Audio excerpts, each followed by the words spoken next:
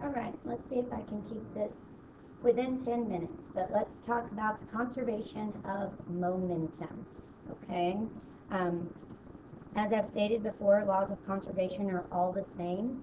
You guys do a really good job of saying that you can't create and you can't destroy whatever we're talking about, but a lot of times what y'all leave out is that it is um, just transfer from one form or one object to another, from one energy to another type of form, or just rearranged. So make sure you always finish the law of conservation statement. Okay, so conservation of momentum. Let me move this down just a little bit. The mass of the big fish is 4 times the mass of the little fish. The speed of the big fish is 5 kilometers per hour. Now the masses didn't change, but the combined mass or the combined speed is different. Momentum is conserved. Okay, so again, if we watch now, the combined speed is only 4 because of the fact that it's a factor of 5/4. So the speed is 5/4. That's what it was originally as well. Okay, so you have to take a fourth off because it's heavier. So the overall mass can't, or overall speed can't be the same as it originally was because now it weighs more. All right. So according to the law of conservation of momentum, when the vector sums of the external forces that act on a system of bodies equals 0, the total linear momentum of the system remains constant, no matter what momentum changes occur within the system. So really what that means, what you need to remember is that the momentum before has to equal the momentum after. Those totals always are going to remain the same. Even though there might be some shifts of the individual objects, they're always going to remain the same. So for two objects interacting with one another, the conservation of momentum can be expressed as follows. The momentum of object 1 plus the momentum of object 2 equals the momentum of object 1 prime plus the momentum of object 2 prime. Really, it's just a combination of all the objects and their momentums. So it's a summation of those momentums. So the velocity 1 and 2 are initial velocities, and then the v1 prime and v2 prime are the final velocities. So we could look at it here to where we have this one has a mass and a velocity, and this one has a mass and doesn't have any velocity. But then afterwards, this one doesn't have any velocity, but this one does. This, if it was a completely elastic collision, will completely transfer its total velocity. So they could be going opposite directions, which then we'll have to talk about those having different signs. These, we would have the same sign because they're going in the same direction. And then again, they would have, the primes would be the same sign. So you just have to pay attention to the vector values of the velocities. So when we talk about collisions, we have two types of collisions that we really talk about. And the first type is an elastic collision. And this is something I'd make sure you write in your notes.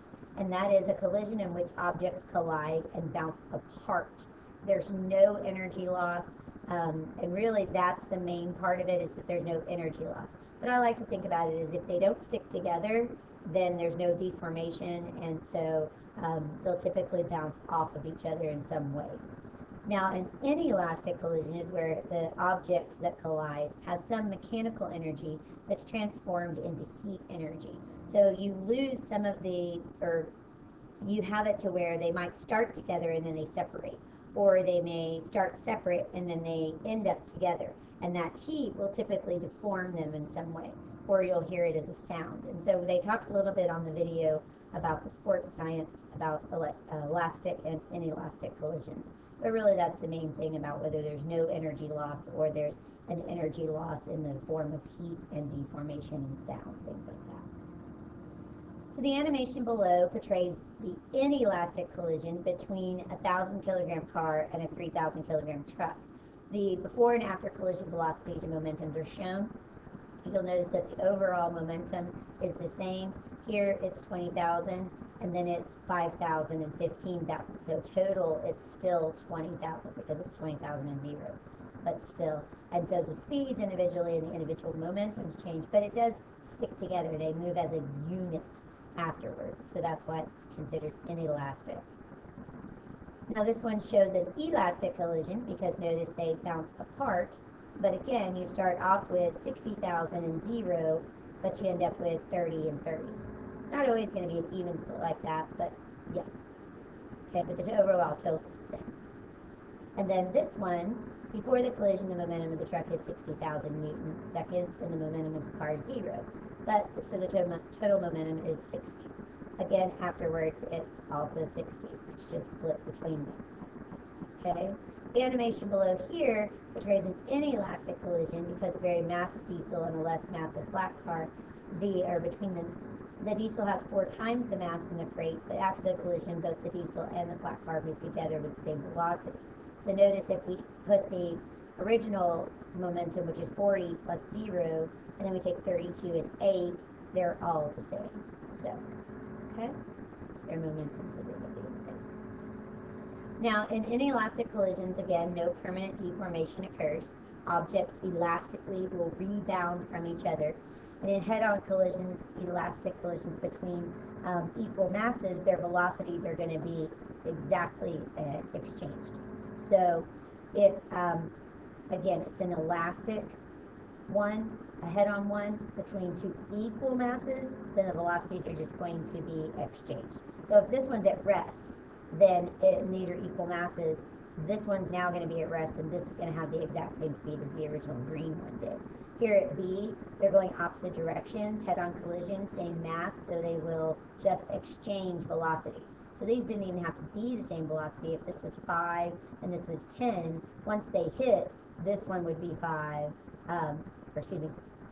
okay, if the green one was 5, let's say this one right here was 5, and this one was 10, once they hit, this one will still be 5, and this one, so this one will now be 10, and this one will be 5. They'll exactly just exchange. Okay? So this one, they have the greater speed, and again, this one is the same thing that I was just saying. So if this is 10 and this is 5, then when it hits, this will be 5 and this will be 10. So they will always exactly exchange. This one, a better example would have been for me to say they were 5 and 5. So they would have kept the same speeds as they went opposite directions. Okay? Alright. This one right here, we have one that's going at a velocity of 10, then the other one's going 0. It's an inelastic collision. So you can write the inelastic collision formula more like this, whereas I gave you the elastic one earlier where it was just a summation. Really, these have the same prime velocity here when I'm looking at it like this. So, I mean, you could have left it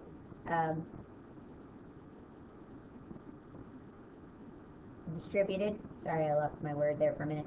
You could have left the V prime distributed here, but if they're going to have the same V prime, then you might as well just go ahead and factor it out and have the summation of the masses that way. So you can look at it either way. It's all algebraically correct.